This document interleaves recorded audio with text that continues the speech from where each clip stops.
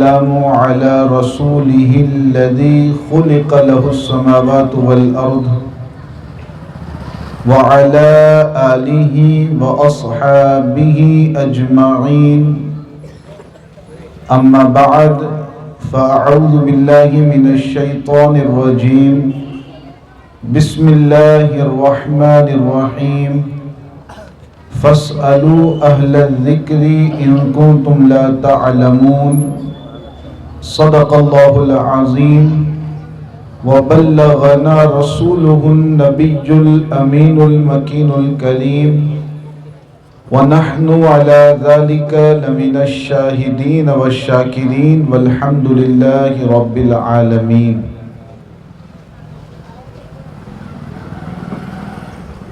پڑھیے الصلاۃ والسلام علیک یا خاتم النبیین الصلاۃ والسلام علیک یا افضل المرسلین وعلی آلک واصحابک یا شفیع المذنبین. پیارے آقا علیہ الصلاۃ والتسلیم کے پیارے دیوانوں، مقدس اسلامی ماؤں اور بہنوں، آج کی یہ تقریب اور آج کی یہ محفل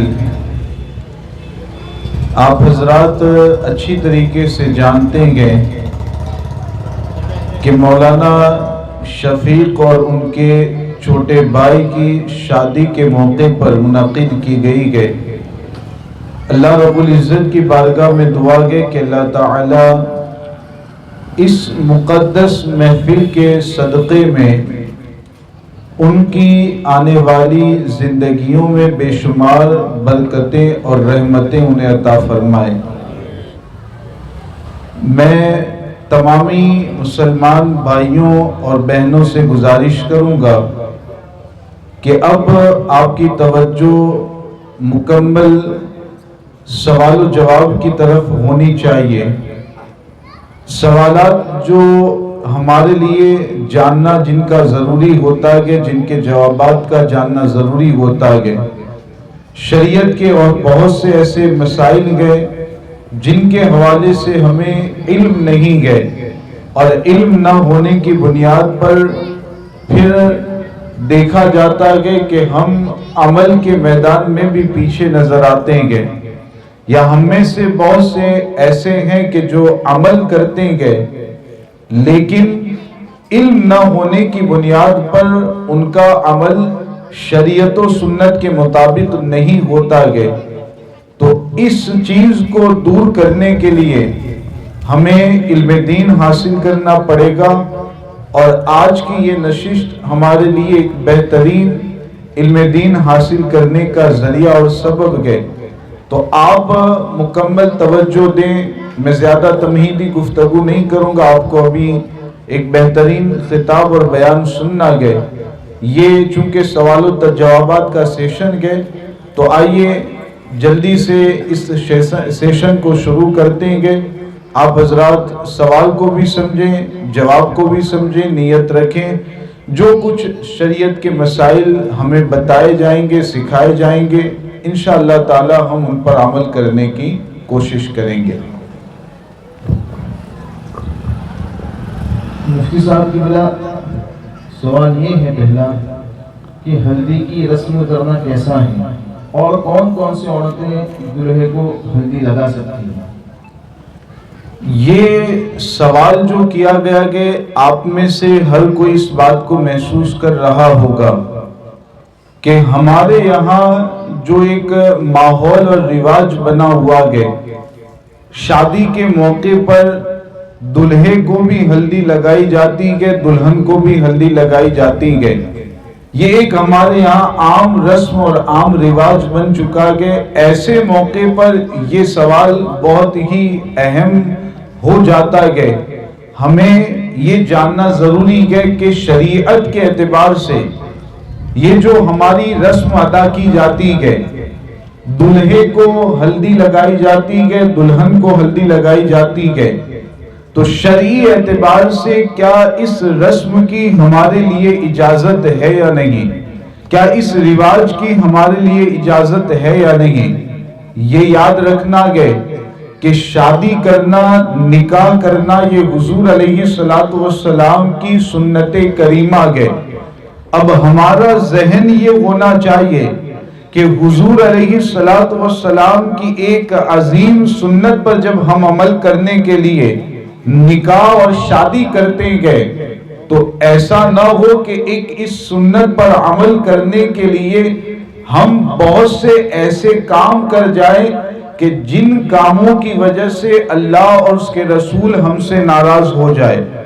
سنت شادی کرنا، نکاح کرنا سنت رسول علیہ السلام گئے، لیکن پھر ہماری ذمہ داری یہ بنتی گئے کہ اس سنت کی ادائیگی میں ہم کوئی بھی ایسا کام نہ کریں کہ جس سے اللہ تعالی یا اس کے رسول علیہ السلام ہم سے ناراض ہو۔ اب یہ جو رسم ادا کی جاتی ہے، میں تمام نوجوانوں سے بھی گزارش کروں گا کہ اس سوال کو آپ سمجھنے کی کوشش کریں، جواب کو سننے کی کوشش کریں۔ عورتیں، مائیں بہنیں بھی بیٹھی گئے، ان تک بھی میری آواز پہنچ رہی ہے، ان سے بھی گزارش ہے کہ اس رسم کے حوالے سے ہماری شریعت، ہمارا دین اور ہمارا مذہب کیا کہتا ہے، آج کی اس محفل میں ہمیں سمجھنے کی کوشش کرنی ہے۔ یاد رکھیں کہ دلہے کو ہلدی لگانے کی جو رسم ہمارے یہاں پر عام ہے، عام طور پر یہی طریقہ ہوتا ہے، کرسی لگائی جاتی ہے، دلہے کو بٹھایا جاتا ہے، پھر محلے کی تمام عورتیں، آس پڑوس کی تمام عورتیں، خاندان اور رشتہ دار کی تمام عورتیں آتی ہیں، دلہے کے سامنے بیٹھے گی، کرسی پر اکیلے دلہے میاں بیٹھیں گے۔ اب اس کے بعد ہلدی کی رسم شروع ہوتی ہے، اور اس میں ہوتا یہ ہے کہ آس پڑوس کی جو عورتیں گئے یا رشتہ داروں میں جو اجنبی عورتیں گئے تو وہ آ کر کے دلہے کو ہلدی لگاتی گئے۔ یہی رسم میرے خیال سے آپ کے یہاں بھی اسی طریقے سے رائج ہوگی نا؟ میں آپ حضرات کی تصدیق چاہوں گا، آپ جواب دیں کہ ایسے ہی رسم آپ کے یہاں بھی رائج ہے۔ جواب دیں آپ حضرات، رائج ہے نا اس طریقے کی رسم؟ اب آپ کا ذہن تیار ہے کہ شریعت اس کے بارے میں کیا کہتی ہے۔ یاد رکھیں کہ اجنبی عورتیں، جو خاندان کی اجنبی عورتیں ہیں، جو رشتہ دار اجنبی عورتیں ہیں، جیسے میں آپ کو مثال دے کر کے سمجھاؤں، چچا کی لڑکی، ہم اپنے یہاں کہتے ہیں کہ یہ تو بہن گئے، لیکن وہ بھی اجنبی عورت گئے، یعنی اس کے ساتھ بھی ہمارا نکاح ہو سکتا ہے۔ ماموں کی لڑکی، یہ بھی اجنبی ہے، پھوپھی کی لڑکی، یہ بھی ہمارے لیے اجنبی ہے، کیونکہ اس کے ساتھ ہمارا نکاح ہو سکتا ہے، اگرچہ ہمارے یہاں اس کو بہن کہا جاتا ہے۔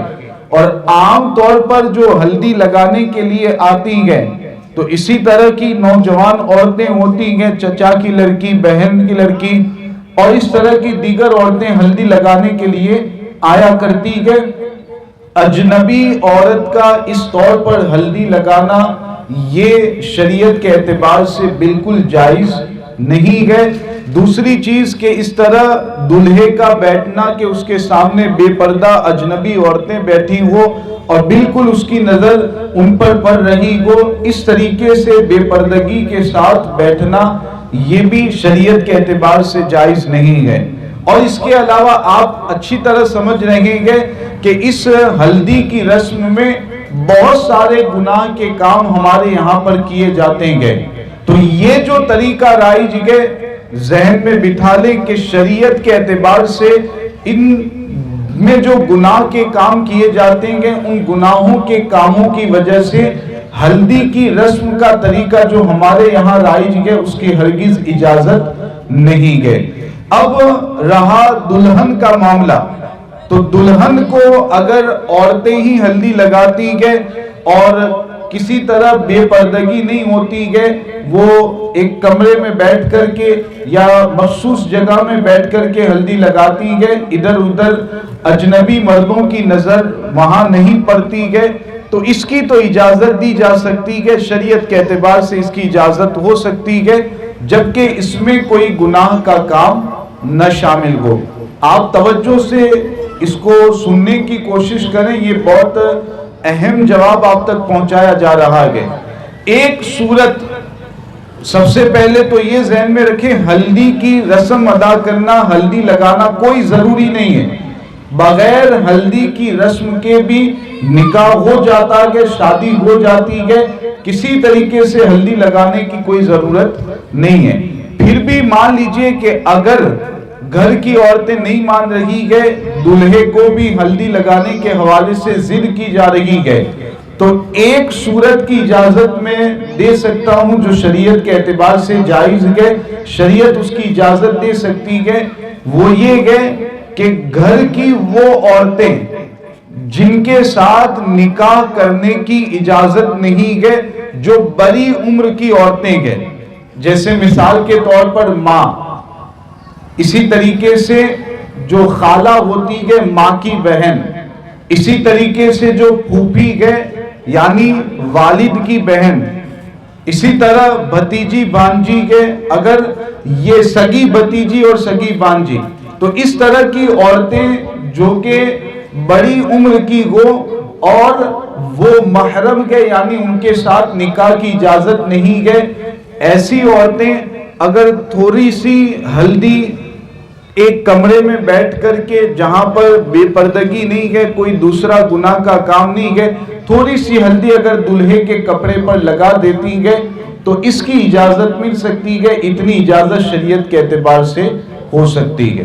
لیکن یہاں بھی یاد رکھنا ہے کہ عورتیں اجنبی سامنے بیٹھی ہو اور پھر اس طرح کی رسم ادا کی جائے، یہ تو بالکل جائز نہیں ہے۔ آپ میں سے بہت سے حضرات سوچ رہے ہوں گے کہ شریعت کا مسئلہ اپنی جگہ پر ہے، لیکن ہمارے یہاں تو رسم ہی ہے، ہمارے یہاں رواج ہی ہے، بغیر ہلدی کی رسم کے ہمارے یہاں تو شادی نہیں ہوتی ہے۔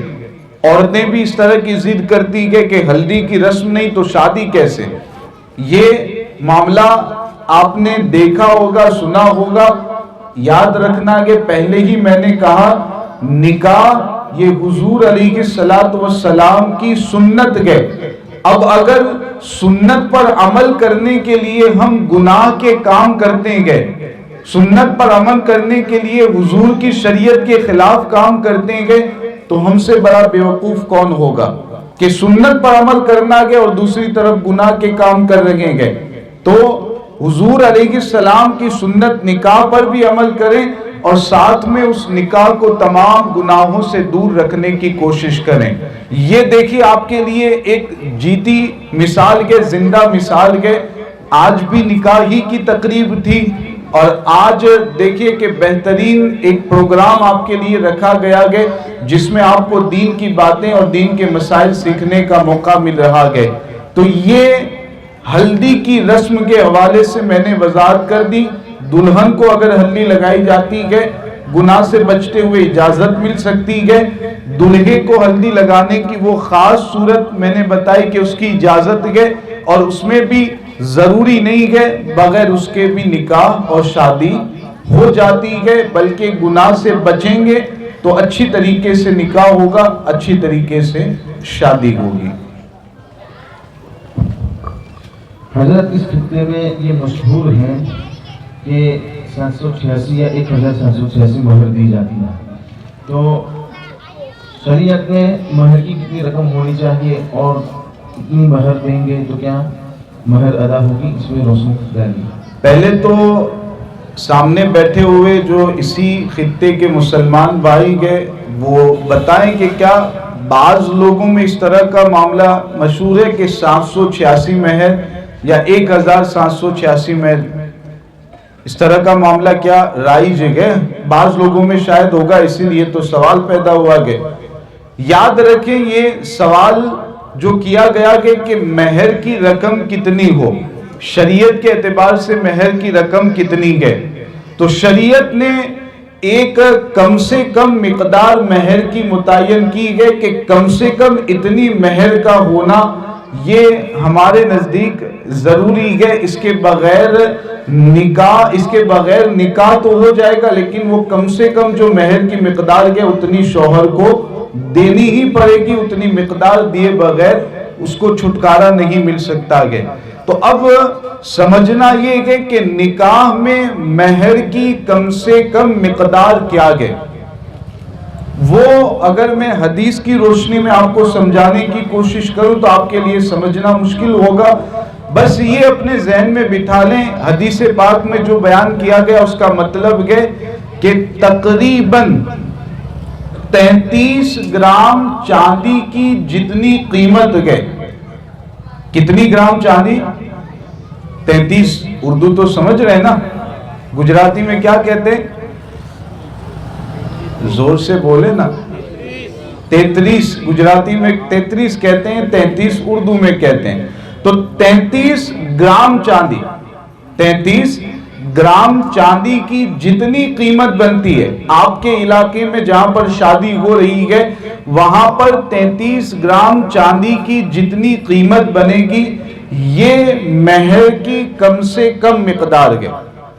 اب یہ کوئی متعین اس کو نہیں کیا جا سکتا کہ چاندی کی قیمت آپ جانتے ہیں کہ کبھی بڑھ جاتی ہے کبھی کم ہوتی ہے. کسی علاقے میں چاندی کی قیمت زیادہ، کسی میں کم ہے، اس طرح کا معاملہ رہتا ہے. تو 33 گرام چاندی کی قیمت دیکھی جاتی ہے. ابھی کے اعتبار سے اگر آپ ملانے بیٹھیں گے تو تقریباً 2200-2300 کے قریب اس کی قیمت بنتی ہے. تقریباً اتنی قیمت بنتی ہے. تو 786 یا 1000-1500 اگر مہر رکھی جاتی ہے نکاح کے وقت تو یہ مہر کافی نہیں ہے. کم سے کم 33 گرام چاندی کی قیمت کے برابر مہر رکھنا یہ ضروری ہے. اب یہ کم سے کم کی مقدار ہے، منیمم یہ آپ کو مقدار بتائی گئی ہے. زیادہ سے زیادہ کتنا رکھنا ہے؟ آپ کو اللہ رب العزت نے جتنی دولت سے نوازا گئے، جتنی طاقت سے نوازا گئے، جتنے مال سے نوازا گئے، آپ اتنا زیادہ ہی مہر مقرر کریں تو آپ کے لیے بھی فائدہ ہے. آگے شادی کی زندگی، نکاح والی زندگی جو ہے اس میں بھی برکتیں اس کی رہیں گی. تو مہر جتنا زیادہ ہو سکے مقرر کرنا چاہیے اللہ کی رضا کے لیے، حضور علیہ السلام کی رضا کے لیے. جتنا زیادہ ہو سکے اپنی طاقت کے اعتبار سے مہر مقرر کریں. منیمم جو رقم ہوتی ہے میں نے بتایا کہ 33 گرام چاندی کی جتنی قیمت بنے گی یہ منیمم مہر کی رقم ہوا کرتی ہے. حضرت اگلا سوال یہ ہے کہ دلہے کی سالی اور دیگر عورتیں دلہے کو مہندی لگانے آتی ہیں تو شریعت میں اس کا کیا حکم ہے؟ عوام سوچ رہی ہوگی کہ بالکل ایسے سوالات قائم کیے گئے ہیں کہ جو ہمارے یہاں تو رائج ہے. نعرہ تکبیر، نعرہ رسالت. علماء اہل سنت.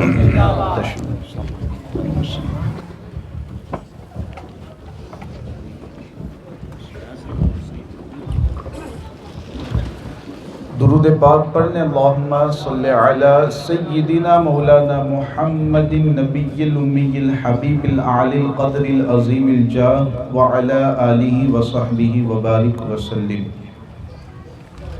سوال کیا گیا کہ جو دلہے کی سالی ہے وہ اور اس کی جو سہیلیاں ہیں وہ دلہے کو ہلدی لگانے کے لیے آتی ہے تو مہندی لگانے کے لیے آتی ہے تو شریعت میں کیا اس کی اجازت ہے یا نہیں؟ یہ میں نے دیکھا کہ اپنی آنکھوں سے کہ بعض جگہ پر اس طرح کا رواج ہے کہ شادی کے موقع پر دلہے کو بھی مہندی لگائی جاتی ہے. یہ میں نے اپنی آنکھوں سے دیکھا. آپ کے یہاں بھی رواج ہوگا تبھی یہ سوال کیا گیا. یہ اچھی طرح ذہن میں بٹھا لینا ہے کہ مہندی لگانا یہ صرف اور صرف عورتوں کے لیے جائز ہے، مردوں کے لیے مہندی لگانے کی اجازت نہیں ہے. یہاں تک کہ جو چھوٹے بچے ہوتے ہیں علماء نے ان کو بھی مہندی لگانے سے منع کیا گیا. کہ چھوٹے بچوں کو بھی مہندی نہ لگائی جائے، بچیاں گئے ان کو مہندی لگائی جائے، اسی طرح عورتیں گئے تو وہ اپنے طور پر مہندی لگا سکتی ہے، لیکن دلہے کے لیے یا مردوں کے لیے مہندی لگانے کی اجازت نہیں ہے۔ تو سب سے پہلی بات کہ دلہے کے لیے شادی کے موقع پر بھی مہندی لگانے کی اجازت نہیں ہے۔ دوسری چیز اس میں کہ سالی جو کہ اجنبی عورت ہے، اجنبی مطلب جس سے نکاح ہو سکتا ہے، اگر اس کی بہن جو نکاح میں گئے اگر اس کا انتقال ہو گیا یا کسی طرح نکاح ختم ہو گیا اس سے، تو پھر جو دوسری بہن ہوگی اس سے بھی نکاح شریعت کے اعتبار سے جائز گئے، تو وہ بھی اجنبی عورت گئے، اب وہ دلہے کا ہاتھ آ کر کے چھوئے گی، مہندی لگائے گی وغیرہ معاملات ہوں گے، یہ بھی ایک طریقے سے ناجائز معاملہ گئے۔ تو مہندی لگانا یہ بھی جائز نہیں گئے، اور سالی کے ذریعہ یا کسی اجنبی عورت کے ذریعہ مہندی لگانا یہ تو شدید ناجائز گئے، اس سے بچنا ضروری ہے۔ میرا سوال یہ ہے حضرت کہ جوان لڑکا یا لڑکی کسی کے گھر انتقال کر جائے تو اس گھر والے 10 دن تک اور کچھ لوگ 40 دن تک کسی بھی اچھے فنکشن میں جانے سے پرہیز کرتے ہیں، تو ایسا کرنا شریعت میں کیا صحیح ہے؟ اچھا، آپ کے یہاں بھی اس طرح کی سوچ اور اس طرح کا خیال پایا جاتا ہے؟ پایا جاتا ہے ایسا خیال؟ اچھا، تو یہ سوچ دیگر علاقوں میں بھی ہم نے دیکھا، اس طرح کے سوالات آتے ہی گئے، آنکھوں سے معاملہ دیکھا بھی گیا کہ جوان لڑکا انتقال کر گیا، جوان داماد انتقال کر گئے، تو اب اس میں ہوتا یہ گئے کہ 10 دن تک 40 دن تک کسی بھی خوشی کا موقع ہو، کوئی فنکشن ہو، کوئی شادی کا موقع ہو، تو وہاں پر جانے سے گھر کے جو بڑے ہوتے گئے وہ خود بھی بچتے گئے اور گھر کے دیگر ممبر کو بھی جانے سے منع کرتے گئے، اور وجہ یہی ہوتی ہے کہ ابھی بچے کا انتقال ہوا، داماد کا انتقال ہوا، تو ہم تو سوگ مناتے گئے، ہم تو غم منا رہیں گے، تو 10 دن میں 40 دن میں کیسے جا سکتے گے؟ 2 چیزیں میں آپ کو اس میں بتاؤں گا۔ یاد رکھنا کہ بیوی کے شوہر کا جب انتقال ہوتا ہے تو بیوی کے لیے غم منانے اور سوگ منانے کے حوالے سے حکم ہوتا ہے کہ 4 مہینہ اور 10 دن تک اسے سوگ منانا ہوتا ہے۔ اس کے علاوہ کوئی بھی انسان، کوئی بھی رشتہ دار اگر انتقال کر جاتا ہے تو 3 دن تک تو سوگ منانے کی، غم منانے کی اجازت ہے۔ 3 دن کے بعد زبردستی سوگ منانا، جان بوجھ کر کے غم منانا اور غم والی کیفیت پیدا کرنا، یہ شریعت کے اعتبار سے اس کی اجازت نہیں ہے۔ حضور علیہ الصلوۃ والسلام نے اس سے منع فرمایا گیا۔ 2 چیزیں ہیں، ایک تو یہ کہ جان بوجھ کر کے آپ غم والی کیفیت اور سوگ والی کیفیت پیدا کریں، اس طرح کا کوئی فنکشن ہے تو غم منانے کے لیے، سوگ کا اظہار کرنے کے لیے آپ نہ جائیں، 3 دن گزر چکے ہیں پھر بھی ایسا کریں تو یہ سوچ غلط ہے۔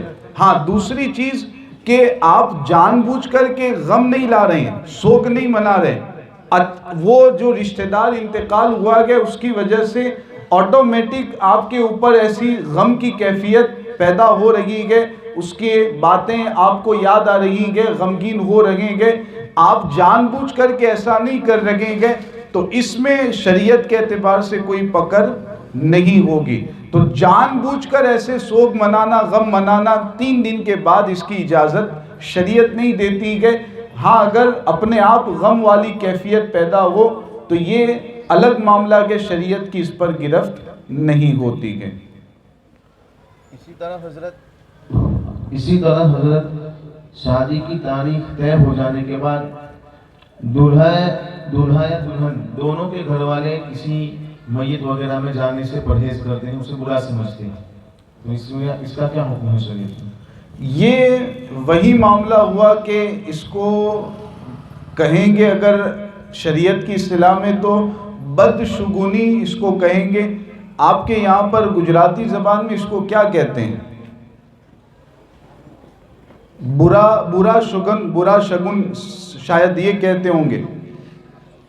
کیا کہتے ہیں؟ اپشگن، کہ اگر شادی کی تاریخ فکس ہو گئی، اب کسی میت والے گھر جائیں گے، کسی کی میت میں جائیں گے، تو یہ اب شگن گئے، برا شگن گئے. اس سے ہوگا کیا کہ شادی پر نقصان اثر پڑے گا، شادی میں کچھ نہ کچھ نقصان آئے گا، اچھی طریقے سے شادی ہماری مکمل نہیں ہو پائے گی. یہ سوچ افسوس کی بات ہے کہ ہمارے یہاں مسلمانوں میں اب بھی پائی جاتی ہے. حالانکہ شرعی اعتبار سے شادی کی تاریخ فکس ہونے کے بعد بھی آپ کسی میت والے گھر جاتے ہیں، کسی میت کی تجہیز و تکفین میں آپ حصہ لیتے ہیں، شریک ہوتے ہیں، تو کسی اعتبار سے اس میں نقصان نہیں ہوگا.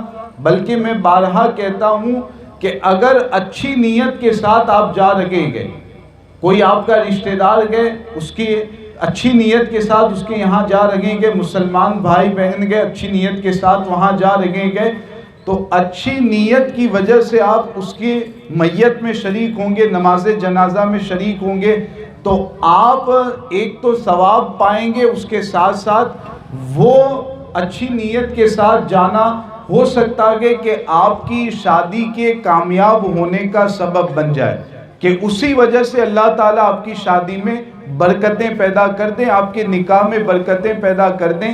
تو یہ سوچ غلط ہے کہ شادی کی تاریخ فکس ہونے کے بعد کسی میت والے گھر جانا یا کسی میت کے نماز جنازہ وغیرہ میں شریک ہونا یہ شادی میں نقصان پیدا کرتا ہے. ہرگز ایسا نہیں ہے. اچھی نیت ہوگی تو شادی میں اس کی وجہ سے برکتیں پیدا ہوں گے. اور ایک سوال یہ حضرت کے منگنی کا جو مشہور طریقہ ہے کہ لڑکا لڑکی ایک دوسرے کو انگوٹھی پہناتے ہیں، تو اس طور پر منگنی کرنے کی شریعت میں کیا اجازت ہے؟ ابھی میں نے مسئلہ آپ کو سمجھا دیا کہ اجنبی مرد اجنبی عورت شریعت ہماری بالکل پاک و صاف گئے.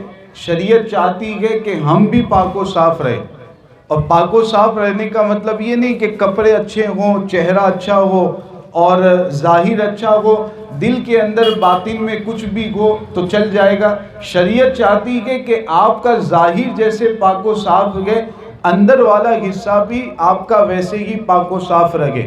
اور اس کے لیے ضروری ہے کہ اجنبی مرد اور عورت کا ملاپ نہ ہو، وہ ایک دوسرے کے ساتھ باتیں نہ کریں، وہ ایک دوسرے کے ساتھ ملنا جلنا ان کا نہ پایا جائے.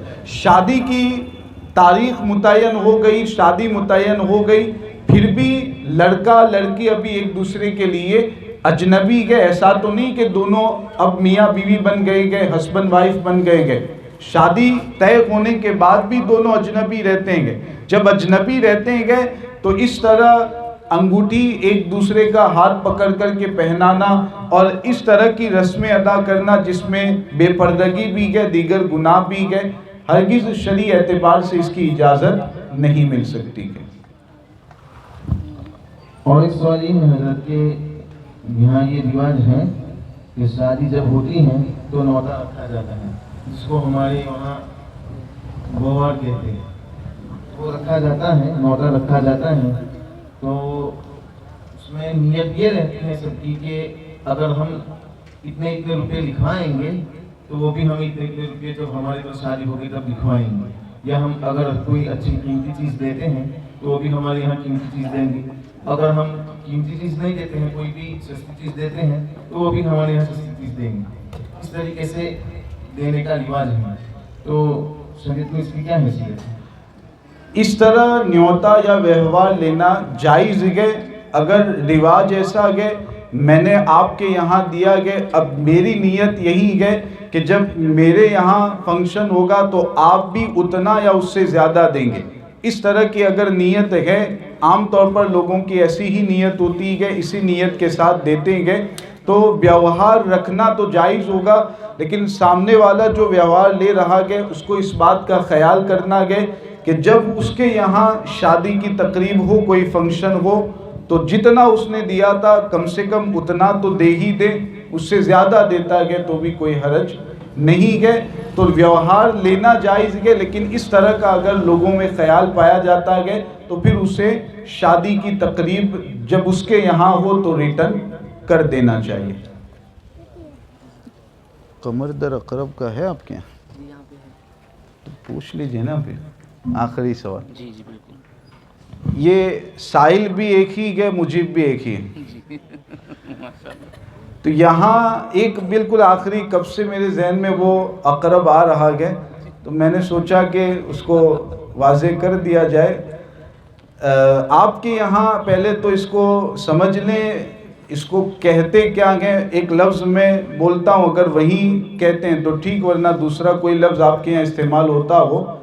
وچھوڑیا سنیں؟ وچھوڑیا قمر در اقرب ہی چل رہا ہے، ماشاءاللہ اردو داں ہیں سب۔ تو قمر در اقرب، یہ آپ بڑے بوڑھے تو اس کو اچھی طرح سمجھ رہے ہوں گے، نوجوانوں کو ابھی کم علم ہوگا اس کے بارے میں۔ شادی کی تاریخ جب طے کرنے کے لیے بیٹھتے ہیں تو ادھر سے کیلنڈر منگوائیں گے، اور پھر کیلنڈر میں دیکھیں گے کہ جس دن ہمیں تاریخ رکھنی ہے وہ قمر در اقرب یا وہ وچھوڑیا تو نہیں ہے، بچھو یا جو بھی بولتے ہیں وہ شاید آپ سمجھ رہے ہیں میری بات کو۔ وہ باضابطہ کیلنڈر میں بچھو بنا ہوا رہتا ہے، بچھو کا نشان رہتا ہے، اس کو وچھوڑیا قمر در اقرب کہتے ہیں۔ اس دن اگر شادی طے ہوئی ہے اور وہ دن ویسا گئے تو پھر تاریخ بدل دی جاتی ہے، تاریخ کو بدل دیتے ہیں۔ سوچ یہی رہتی ہے کہ اس دن اگر شادی کریں گے تو شادی اچھی طرح نہیں ہو پائے گی، اس میں کچھ نہ کچھ نقصان ہوگا۔ یہ سوچ بھی ہماری شریعت اور ہمارے مذہب کے اعتبار سے غلط ہے۔ کوئی بھی دن، کوئی بھی وقت شریعت کے اعتبار سے ایسا نہیں ہے کہ جس میں شادی کرنا منحوس ہو، نکاح کرنا منحوس ہو، نکاح کرنے سے شریعت نے منع کیا ہو۔ کوئی بھی ایسا دن یا وقت ہماری شریعت میں نہیں ہے۔ سفر کے مہینے میں بھی شادی ہو سکتی، توجہ چاہوں گا میں آپ کی، سفر کے مہینے میں بھی شادی، سفر کا مہینہ کوئی مصیبت اور بلا کے نازل ہونے کا مہینہ، یہ بھی غلط مشہور ہے کہ سفر کے مہینے میں بلائیں اترتی گئے، مصیبتیں اترتی گئے، شادی بیاہ نہیں کر سکتے، کوئی بھی اچھا کام سفر کے مہینے میں نہیں کر سکتے، بالکل غلط ہے۔ سفر میں بھی شادی ہو سکتی ہے، نکاح ہو سکتا ہے۔ یہ جو قمر در اقرب والا دن ہوتا ہے اس میں بھی نکاح ہو سکتا ہے۔ دیگر جتنے بھی ایام ہیں ان سب میں شریعت کے اعتبار سے نکاح کی اجازت رہتی ہے۔ تو یہ شرعی اعتبار سے چند مسائل تھے جو نکاح اور شادی سے متعلق ہی تھے۔ امید ہے کہ آپ نے ان مسائل کو اچھی طرح سنا ہوگا، سمجھا ہوگا۔ انشاءاللہ یہ جو ہماری یوٹیوب چینل ہے جمبوسر ہیرا اسلامک چینل جمبوسر، اس کے اوپر بھی آپ کو یہ بعد میں دیکھنے کا موقع رہے گا، آپ بعد میں اس پر بھی جا کر کے دیکھ سکتے ہیں۔ ان مسائل کو سنیں، سمجھیں اور تبدیلی لانے کی کوشش کریں۔ یہ سوچ اگر رہے گی کہ میں اکیلا اگر نکاح کے وقت ہلدی نہیں لگاؤں گا، میں اکیلا اگر نکاح کے وقت، شادی کے وقت فلاں گناہ والی رسم سے بچ جاؤں گا تو کیا ہوگا، یہ اگر سوچ رہے گی تو اس سوچ ہی کی وجہ سے برسوں سے ہمارا معاشرہ گناہوں میں پڑا ہوا ہے، اور اگر ایسی ہی سوچ رہے گی تو برسوں تک یہ سلسلہ چلتا رہے گا۔ آپ اپنے آپ کو بدلیں گے، اسی طریقے سے پورے معاشرے میں سدھار پیدا ہوگا اور گناہوں کی رسموں سے ہم دور ہوں گے، اور شادی جو کہ سنت رسول علیہ السلام ہے، ہم مکمل حضور کی رضا اور خوشی کے مطابق اس سنت کو ادا کرتے ہوئے نظر آئیں گے۔ اللہ رب العزت ہم کو تمام اچھے کاموں کے کرنے کی توفیق عطا کرے۔ ایک آخری سوال شاید آ رہا ہے۔ جی حضرت، سوال یہ ہے کہ اگر کوئی گھر کا بڑا بزرگ انتقال سے پہلے یہ وصیت کر جائے کہ میرے پوتے یا نواسے جو بھی ہوں، اس کی شادی بڑے دھوم دھام سے کر رہا ہوں، اس کا مطلب یہ ہے کہ ڈی جے اور بینڈ والے وغیرہ ہوں، تو کیا ایسی وصیت پوری کرنا شریعت میں جائز ہے؟ دھوم کا مطلب جیسے ابھی دھوم ہے، یہ بالکل شادی کی دھوم ہے کہ مولانا شفیق کی شادی ہے، پورے صحرا میں یہ دھوم مچی ہوئی ہے کہ ماشاءاللہ اس طرح کا دینی پروگرام ہو رہا ہے، تو اس وصیت کو آپ ایسے پورا کر لیں، دھوم بھی مچائیں، دھام بھی مچائیں، کوئی حرج نہیں ہے، لیکن شرعی پابندیوں کے ساتھ اس طرح کا آپ پروگرام منعقد کر دیں۔ انشاءاللہ تعالی پورے صحرا میں بلکہ پورے پنچ محل ضلع میں یہ بات ہوگی کہ فلاں کے یہاں شادی ہوئی تھی جس میں نعت کا پروگرام رکھا گیا تھا، تقریر کا پروگرام رکھا گیا تھا، اور ایسی شادی ہوئی تھی کہ جس میں کوئی بھی گناہ کا کام نہیں کیا گیا، کوئی بھی گناہ والی رسم ادا نہیں کی گئی. تو ایسا اگر کوئی آپ کے بڑے بوڑھے ایسی وصیت کر جاتے ہیں تو آپ کو چاہیے کہ آپ اس کی وصیت کو اس طرح شریعت کی پابندیوں کے ساتھ پورا کریں، ورنہ ڈی جے کی وصیت کرنا اور پھر اس پر عمل کرنا یہ آپ کے لیے بھی تکلیف اور عذاب کا سبب بنے گا، اور اس میت کے لیے بھی قبر میں تکلیف اور عذاب کا سبب بنے گا. اس لیے ایسی گناہ والی رسم اگر کوئی وصیت بھی کرتا ہے تو ہرگز اس پر عمل نہ کرے، ورنہ کہیں ایسا نہ ہو کہ اس پر عمل کرنے کی وجہ سے اس میت کو قبر میں عذاب نار ملنا شروع ہو جائے. تو اس سے بچیں. اپنی شادی ہو یا اپنی میت کی تقریبات ہوں، ہر موقع پر شریعت اور سنت کو پہلے رکھیں. خوشی کا موقع ہو یا غم کا موقع ہو، شریعت و سنت کی پابندی یہ ہر مسلمان کے لیے لازم اور ضروری ہے. اللہ تعالیٰ اس پابندی کے ساتھ زندہ رہنے اور اسی پابندی کے ساتھ دنیا سے رخصت ہونے کی ہمیں توفیق عطا فرمائے. یہ سوال ہے کہ کرسی پر بیٹھ کر کون آدمی نماز پڑھ سکتا زیادہ وقت نہیں ہو جائے گا؟ ہے؟ نہیں مختصر. دوسرا یہ حضرت کہ وہ 40 میں جو گھڑی نکالتے ہیں مٹکی وٹکی وغیرہ نکالتے ہیں، تو آج موقع اچھا ہے تو آج یہ 2 سوالوں پر گھڑی نکالتے ہیں؟ کیا ہوتا ہے اس میں؟ اس میں چاول وغیرہ بھرا جاتا ہے اور پھر اس کو کرتے کیا؟ 2 سال توپلو کہتے تھے. اس کو کیا کرتے ہیں؟ یہ نیت ہوتی ہے کہ میت کی روح گھر میں رہتی ہے اور اس کو چار لوگ جنازے میں اٹھا کے باہر نکلتے ہیں اور پھر ضائع ہوتی ہے اس میں اشراف کا مطلب یہ نیت یہ ہوتی ہے کہ گھر میں روح نکلتے. کرسی پر بیٹھ کر نماز پڑھنے کی کس کے لیے اجازت ہے؟ یہ مسئلہ ماشاءاللہ آپ کے ہمارے امام صاحب نے پوچھا کہ ضروری ہے یہ مسئلہ جاننا بھی. دیکھا جاتا ہے کہ تھوڑی سی پاؤں میں تکلیف پیدا ہو گئی، اب نماز تو پڑھیں گے لیکن کرسی پر بیٹھ کر کے پڑھنا شروع کر دیتے ہیں. 2 صورتوں میں شریعت کے اعتبار سے بیٹھ کر اشارے سے پڑھنے کی اجازت ہے. وقت کم ہے، میں مختصر جواب دوں گا، آپ سمجھنے کی کوشش کریں.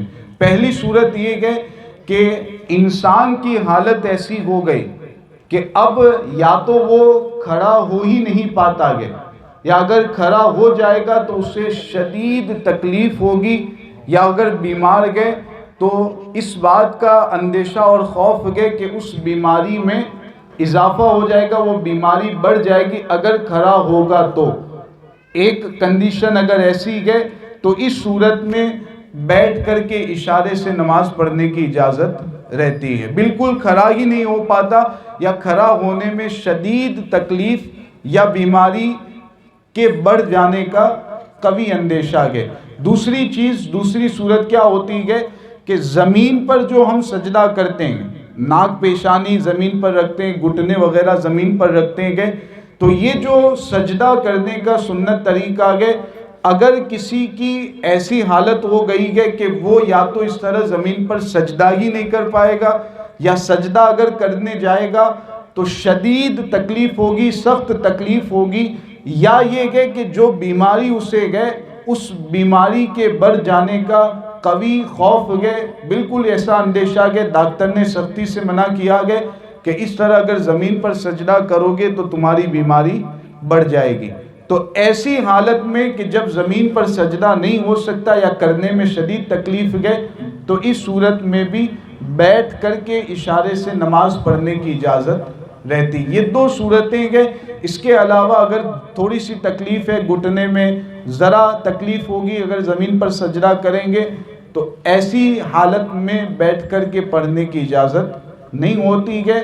کھڑے ہو کر کے پڑھیں. تھوڑی سی تکلیف اگر ہوتی ہے تو اسے برداشت کر لیا کریں. جو 40ویں کے موقع پر سوال کیا گیا کہ مٹکا یا مٹکی میں چاول رکھتے ہیں، چاول دیگر چیزیں جو بھی رکھتے ہیں، اور 2-4 لوگ گھر کے باہر لاتے ہیں، فقیر کو دیتے ہیں، اور سوچ یہ ہوتی ہے کہ اگر یہ نہیں نکالیں گے تو میت کی روح گھر پر ہی رہے گی. تو یہ سوچ غلط ہے. میت کی روح وہ اس کی جو مقرر جگہ کے انتقال کے بعد وہ وہاں پر پہنچ جاتی ہے. اس طرح اگر آپ فقیر کو صدقہ دینا چاہتے ہیں تو بالکل آپ دے سکتے ہیں، لیکن اس کو ضروری سمجھنا یہ غلط ہے.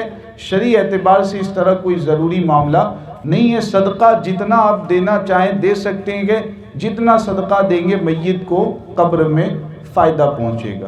حضرت میرا آخری سوال اب یہ میری طرف سے ہے کہ ابھی ہماری قوم میں ایک بات چلی ہے کہ اگر کسی کو کچھ ہو گیا تو ذرا سی بات میں پھر کہتے ہیں کہ اس کو تو اس کی روح آ گئی ہے، اس میں اس کی روح گھس جاتی ہے، اس کو اس نے پریشان کر رکھا ہے. اب وہ جس کو تکلیف ہے وہ نام بولتا ہے تو اب شروع ہو جاتے لوگوں کو گالیاں دینا کہ بھئی اس کو مر گیا اس طرح سے تو اس کی روح بھٹکتی ہے، اب اس کی اس میں آئی ہے اور اس کو پریشان کر دی. آخری جواب حضرت عنایت فرمائیں. یہ جو امام صاحب نے جتنی باتیں بیان کی یہ سب شریعت کے اعتبار سے غلط ہے. حضرت بالکل آپ مائک لے لیجیے. ہو گیا. یہ سوچ سب غلط ہے. ایک کی روح دوسرے کے اندر ہرگز نہیں آتی ہے. یہ جو تکلیفیں ہمیں ہوتی ہے، پریشانیاں ہوتی ہے، وہ نمازیں چھوڑنے کی وجہ سے، قرآن کی تلاوت سے دور ہونے کی وجہ سے، اور ماں باپ کی نافرمانی کرنے کی وجہ سے، رشتہ داروں کے ساتھ غلط برتاؤ کرنے کی وجہ سے، سود، غیبت، جھوٹ جیسے گناہوں سے دور اپنے آپ کو نہ کرنے کی وجہ سے یہ تمام تکلیفیں آتی ہیں. اگر نیکیوں سے آپ اپنے آپ کو قریب کر لیں، گناہوں سے دور کر لیں، تو کوئی بھی ایسی تکلیف نہیں ہے جو آپ کو تکلیف میں مبتلا کر سکے. اللہ رب العزت ہم سب کو عمل کی توفیق عطا فرمائے.